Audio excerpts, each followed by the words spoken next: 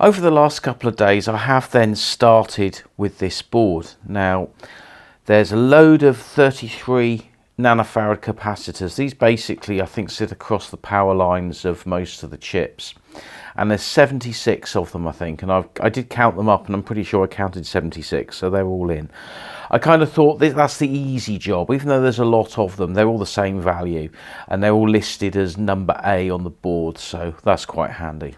Now as for the connectors that are already on the board, you can see there I've put the E-connect DIN on. Now the only reason I've put that in is because I happen to have one in my stock of sockets, and I am going to wire up E-connect. Even though I'm probably never going to use it, I just like the idea of having it anyway.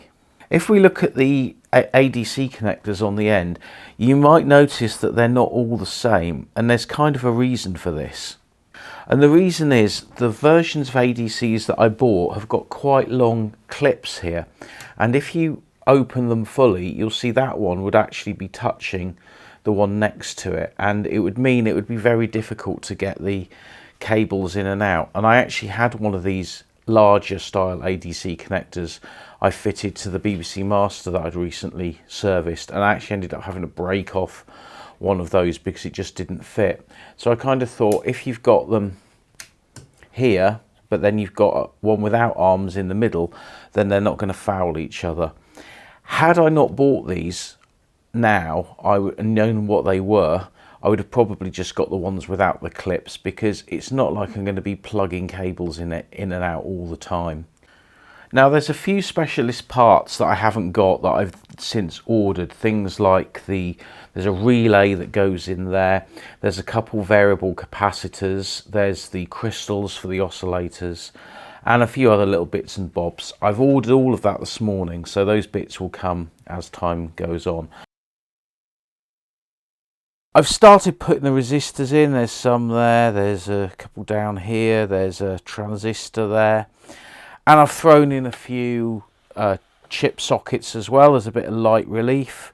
The E-connect socket's wired in there, but that's about it really, because it's a bit of a faff, because trying to find all these components on the board is actually quite irritating. And you know, I'm looking them up here on the sheet, the sort of various values, and then I look for them on the board, and actually it's probably easier just to look at the various component numbers and then just find the appropriate component and pop it in. But definitely the resistors is the biggest pain on this board.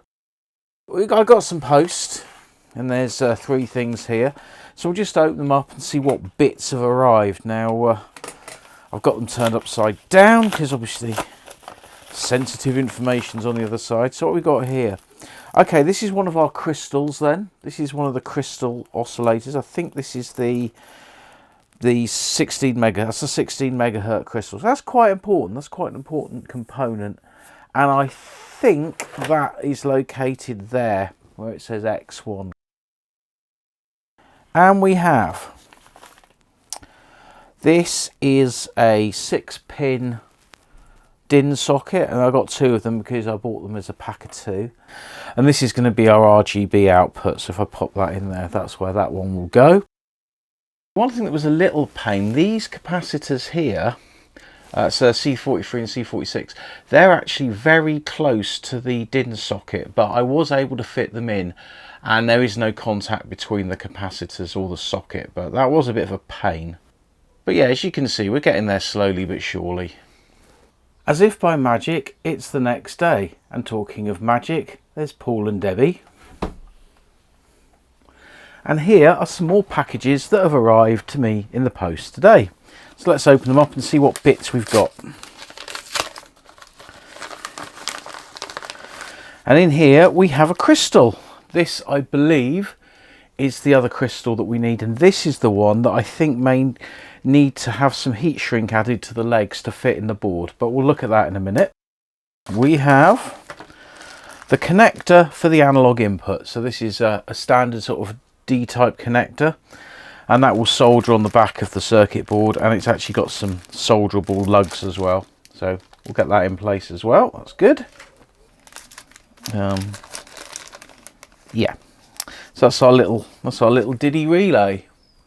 And yeah, you should be able to see that should be in focus. And that actually fits on our board right here. Yep, that's where the relay goes. So what I'm actually going to do here now, while it's out, I'll get a little bit of masking tape. I do tend to keep these just in strips lying around because they're good for maybe 4 or 5 uses actually. Just tape the thing in place. It doesn't have to hold it completely in place, as long as it's roughly in place. I mean, you know, even like that will probably do, because then I can hold the board with my finger kind of there, and then that way it'll stay in place. But I think that to be fair is going to be about right. Well, you can see I've actually tidied up the bench since the last bit of video, and I've added some more bits to the board. And the first thing you can see obviously is there's the relay I've put in, there's the analog port I've put in, there's crystal number 2, and there's crystal number 1 rather. And if we look at the second crystal here, the one that's the 1.7 something, you can see that it's actually got legs, and I've just stuck some rubber sleeving around it and raised it up just so that the capacitors that are around it have got plenty of room. It's not really going to affect it electronically, it just makes it neater and tidier. And if you look here where my thumb is, you can see I've put some more of the ceramic capacitors in. And I've done quite a few on the board, but you've got to be very careful with these because they're very easy to knock while you're working. So you just need to take a little bit of care. Really, maybe I should have actually done them all at the end, but I've just literally been looking at different bits of the board and just popping in components as and when. And I'm guessing plonking components in willy-nilly probably isn't the best thing to do, but like I put these IC holders in here, but there's actually 2 capacitors in the middle and stuff like that. I should really have done as I originally set out to do and just done resistors first, then capacitors and everything else. But anyway, we are where we are. And I suppose we've got maybe 10% of the board populated now, maybe 15.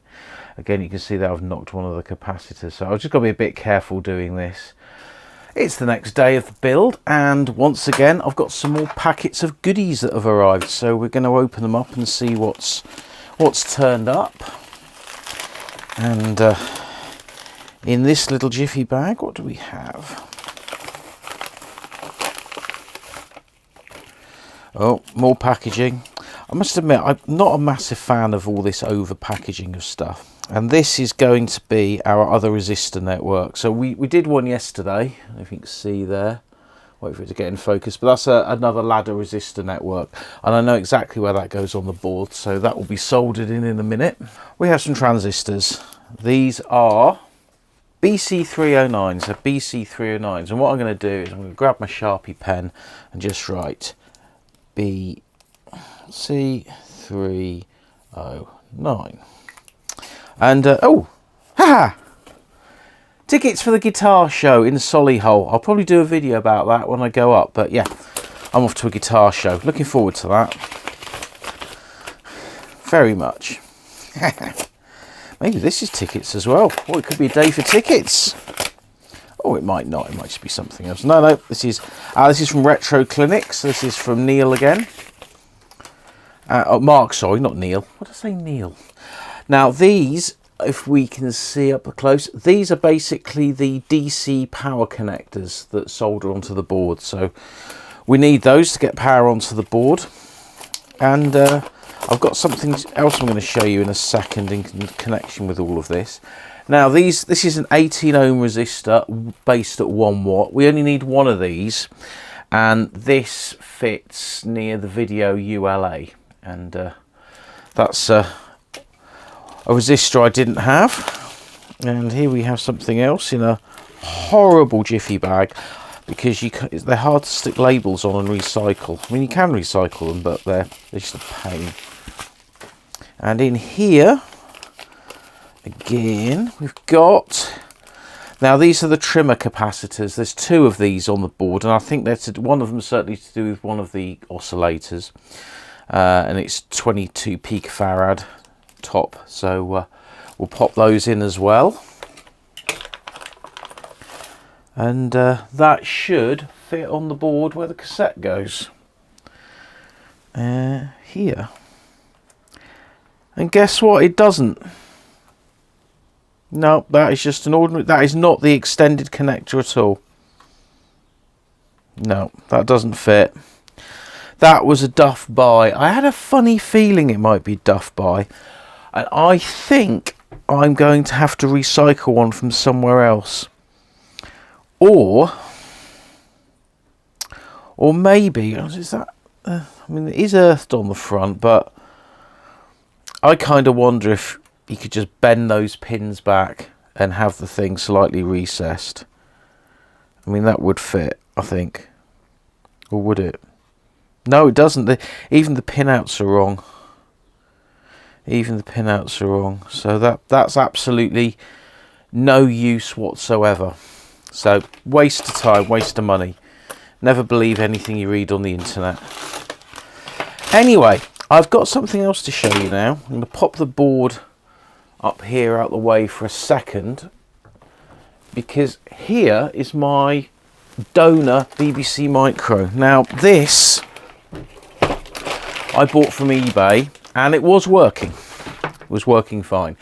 You can see some keys are missing, only 6, and I dare say I'll be able to get replacement keycaps from eBay.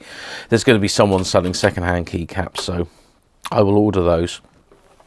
But inside here, we've got our keyboard. There's no dip switches there, but I will put some dip switches on. Fully working power supply that has been recapped. And this machine I did use for a while, but then I swapped the motherboard out for the one in my main BBC because that had died, and that died a long time ago. But I still have that motherboard, it kind of needs repairing, and the motherboard's here, and we've got a load of our chips there. Some of these chips will be going into the new build. That's some more 6522s. I ordered a bulk load of those a while ago. I don't know why, but I did. And then out of this bag, I will take out my original BBC board. Now, what's going to be handy with this for this project is that you can just spot different things that you might think, oh, where does this go? Where does that go? And you can kind of see where they are. And that's quite a handy thing. Now, one of the things I may need to take off, obviously, is that DIN socket, because the one on my board doesn't fit. However, I also want to get this one actually working. And probably, I mean, who knows what the faults are on this, but I would have said it probably can be fixed. Most things can be fixed, and it's just a case of sussing out where the faults lie. Now, the other thing that's handy is things like diodes here and around the board in different places.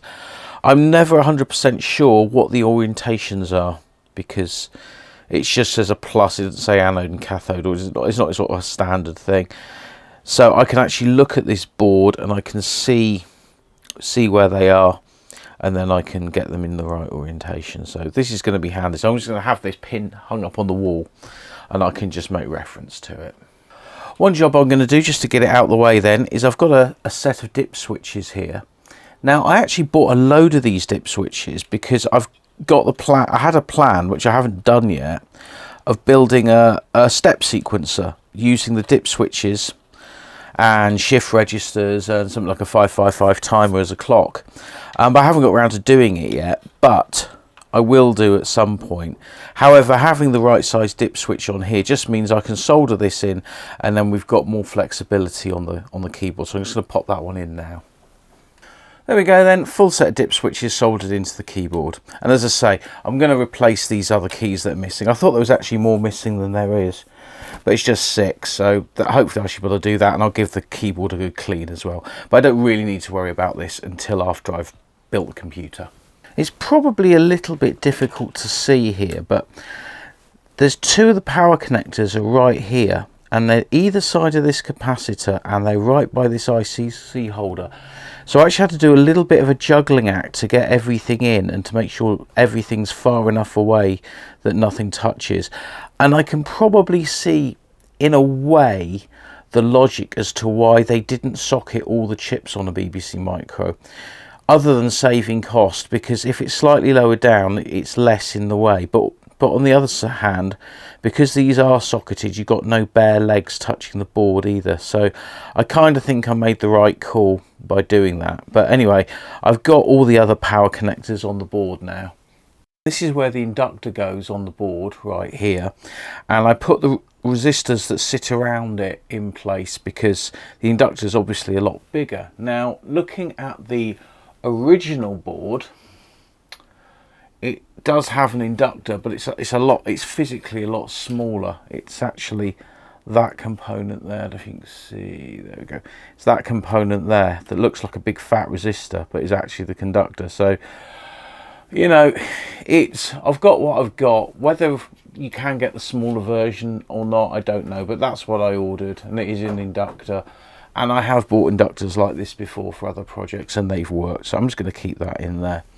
And there's other things. I've put the capacitor in, and everything else I've put in now that I've got lying around, and I added a few more resistors as well up here. But I have got to now sit down earnestly and put all the resistors in. I know there's a couple of capacitors I don't have, and I will get them in time. But in the meantime, I'm just going to plod on with resistors. But I'm going to do a bit more of that tomorrow. One last thing for good measure then, I did actually pop in all the RAM sockets just because I happened to have the bag open, and I put the socket in that was here. I thought, well, I may as well just do all of them. So they're all in place now. But that's it for today anyway.